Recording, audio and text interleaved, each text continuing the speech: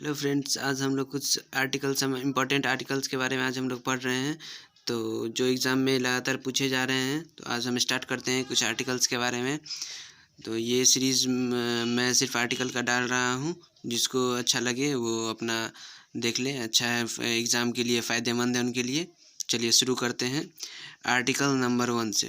Article number 1, name and territory of union. मतलब भारत के गणराज्य और उसके टेरिटरी, जितने भी हमारे यूनियन टेरिटरी है उन सब के बारे में हमारे आर्टिकल नंबर 1 में लिखा हुआ है। फिर आर्टिकल 3 के पास आते हैं। जो सब इम्पोर्टेंट है उसमें मैंने टिक कर दिया है, सो आप लोग वही देखिए, उससे ज़्यादा एग्ज़ाम में नहीं पूछे जाते हैं। Article 3, new state formation, alteration of boundaries. Article 3 के बारे में हमें ये समझ में आता है कि न्यू स्टेट फॉर्मेशन और बाउंड्रीज़ जो हमारे कहाँ तक है, या कोई नया स्टेट जो बन रहा है वो कैसे बनेगा, उसके फॉर्मेशन के बारे में दिया गया है। फिर आर्टिकल नंबर 14 के बारे में आते हैं। जो इम्पोर्टेंट है मैं सिर्फ वही पढ़ा रहा हूँ। Article 14, equality before law. इसको हम राइट टू इक्वलिटी के नाम से भी जाना जाता है। इसका मतलब हुआ कि कानून के तहत सब एक बराबर हैं। Article 15, prohibition of discrimination on the basis of religion, race, caste, sex. इसके तहत हमें आर्टिकल में कहा गया है कि आर्टिकल 15 हमें यह कहता है कि हम किसी भी क्षेत्र, किसी भी जाति समुदाय के साथ भेदभाव नहीं कर सकते।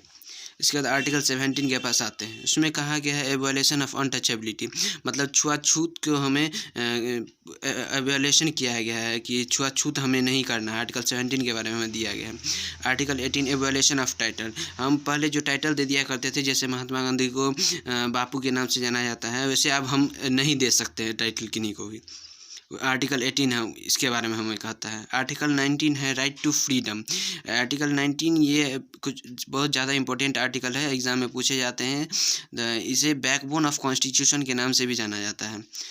चलिए, article 19A, freedom of speech and expression. हमारी बोलने की जो फ्रीडम है वो आर्टिकल नंबर 19 एक्सप्रेशन है, ये हमें कभी हमारी ये बंद नहीं की जा सकती। फ्रीडम ऑफ स्पीच और एक्सप्रेशन जो है सो हम ये हमारे लिए हमेशा अवेलेबल है। चलिए, आर्टिकल 21 के पास आते हैं। Right to education. मतलब राइट टू एजुकेशन, सबको पढ़ने की राइट है, सबको पढ़ने का राइट है। आर्टिकल 21A हमें ये बतलाता है। Article 23, prohibition of human trafficking and forced labour.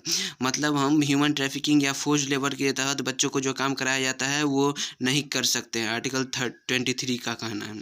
Article 24, prohibition of child labour. हम चाइल्ड लेबर को नहीं प्रोमोट कर सकते कि बच्चों से जो काम करवाया जाता है वो हमारे कानून के तहत गलत है। आर्टिकल 25 to 28 रिलीजन से संबंधित है। इनमें कहा गया freedom of practice, propagation religion freely. मतलब आप अपने धर्म को प्रोपैगेट कर सकते हैं, बढ़ा सकते हैं, विस्तार कर सकते हैं, लेकिन किसी को भी फोर्स्ड नहीं कर सकते हैं।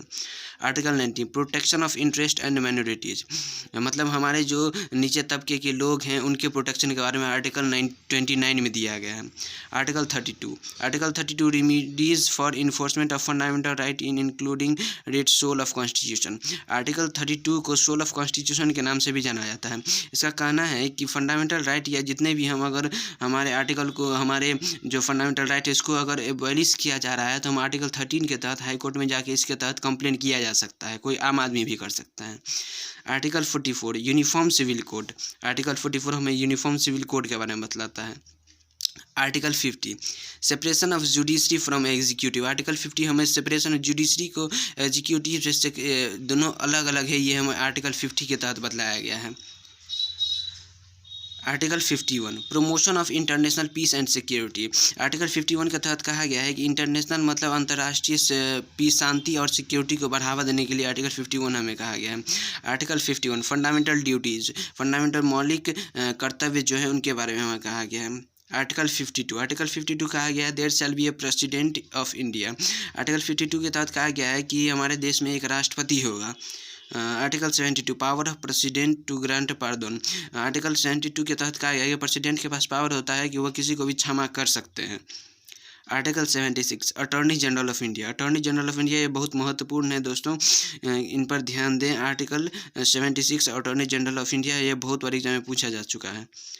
Article 78, duties of PM. जो हमारे प्रधानमंत्री हैं उनके बारे में हमें कहा गया है।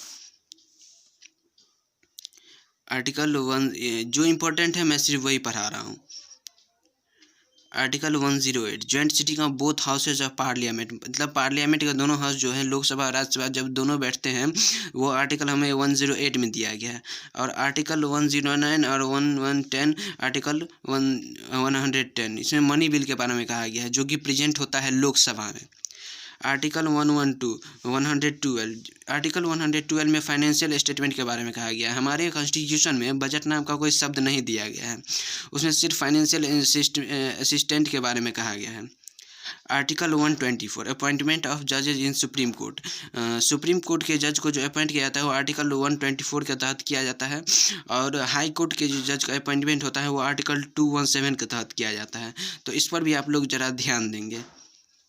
आर्टिकल 148 और 149 ये controller and auditor general of India, जो अभी हैं गिरीश चंद्र मुर्मू, जो पहले गवर्नर थे जम्मू एंड कश्मीर के, तो वो भी आप लोग याद रखेंगे। आर्टिकल 155 अपॉइंटमेंट ऑफ गवर्नर, किसी भी राज्य के जो गवर्नर होते हैं, जो राष्ट्रपति के द्वारा अपॉइंटमेंट किया जाता है, तो उनका अपॉइंटमेंट किया जाता है आर्टिकल 155 के तहत, अपॉइंटमेंट ऑफ गवर्नर के तहत।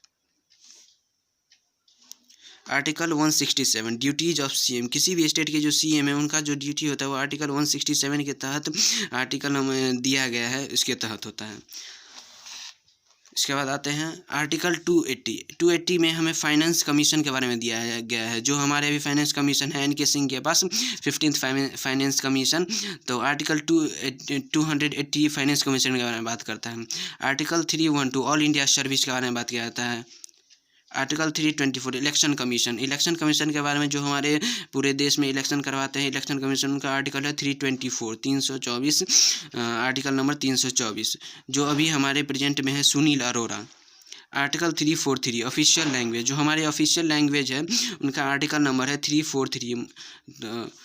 आर्टिकल 352 मतलब 352 नेशनल इमरजेंसी, जब नेशनल इमरजेंसी हो जाता है जिस टाइम मतलब हमारे देश में वार हो या किसी दूसरे देश से हम वार कर रहे हैं, तो वो नेशनल इमरजेंसी के तहत आता है। और आर्टिकल 352 उससे रिलेटेड है।